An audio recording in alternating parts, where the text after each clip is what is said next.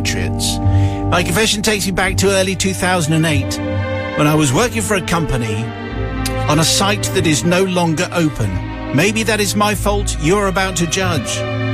There used to be telephones in the various sections of this place where I used to work. And I found out, as many people have, that by pressing 9 you could get an outside line. And so I started entering various competitions in newspapers that had premium rate numbers. Thank you very much. Let's see what I can win here. I actually had a lot of success using my firm's phone. I won a state-of-the-art television, a holiday for 2 to Chicago. Wow. Along with several other lesser prizes like cases of wine, bags of cosmetics and a crate of lemon curd. Who knew? Anyway, basically, if there was a competition, I'd enter it. On the firm's phone and in the firm's time. Wow. Now, there had been a film premiere recently of the new Tom Hanks, Julia Roberts film, Charlie Wilson's War. Oh, yeah. At the Empire Cinema in Leicester Square in London.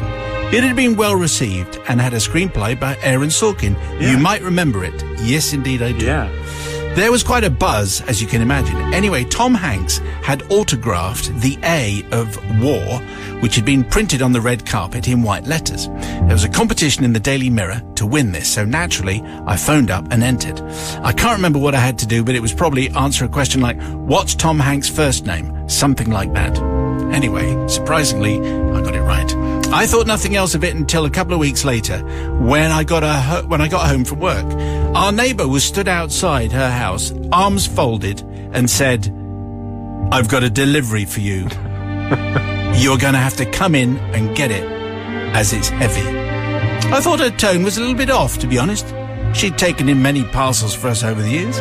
Never seemed to mind. It's what neighbours do. Take a parcel for number 3, Gov? Sure. Add it to the mountain, put it there with all the others. Right you are, Gov. That's the way it goes. But like I said, she was definitely off with me. All huffy and puffy, and hoity and toity. Negative energy vibes aplenty. Anyway, we went in, and at this point, I saw what the problem was. I was confronted with a partly rolled up red carpet. The rolled up bit was in front of me, but the rest ran up the full length of her staircase. Wow. Angled upstairs onto the landing and into the bedroom. There was absolutely miles of it. It could have gone from Leicester Square to Piccadilly Circus down to the Houses of Parliament and back again. Now, in entering the competition, I'd assumed I'd be winning the autographed A of War, signed by Tom Hanks, but no, I'd won the entire red carpet. What? It was huge. I had to phone my brother to help me move it into my house.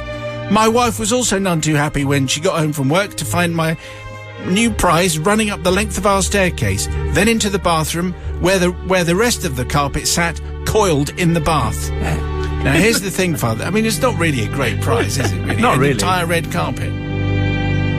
A long and thin carpet. No use to anybody.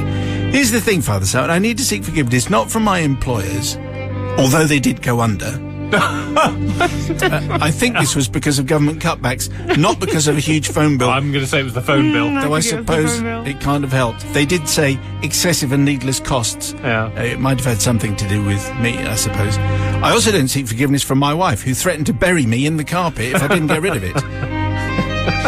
I eventually cut the autographed A from War, which is in the loft somewhere. I took the rest to the dump. Very nice. However, I really need forgiveness from my neighbour. Remember her? The huffy and puffy one? The hoity and toity one? She it was who took delivery of this thing in the first place. But what I only learnt later was that when she'd uncoiled the carpet a bit, her mother, who lives with her upstairs, had to stay upstairs all day because she couldn't access her stair lift. My neighbour managed to take a few things up for her to eat during the day, but she felt the new unlaid carpet was a trip hazard and told her mother to stay where she was. Anyway, so I thought an interesting end to the tale. So there's the story, and Jonah it is who wants as much forgiveness as he can muster from that tale, with Sister Susie, the voice of authority and responsibility. Jonah, that really wasn't nice to that neighbour's mum. She had to stay upstairs all day. That's not very If you can't access the stair lift, then what can you do? She shouldn't have put the carpet in the stairs, really, should she? However, you just need to pay attention to what you're actually winning. But regardless of that, you need to not do it on the works phone number. You're not paying for that. Therefore, you don't technically deserve to win the prizes. They were won by the company who paid for the phone calls or didn't pay because they got made and they went bankrupt. But I'm not going to forgive.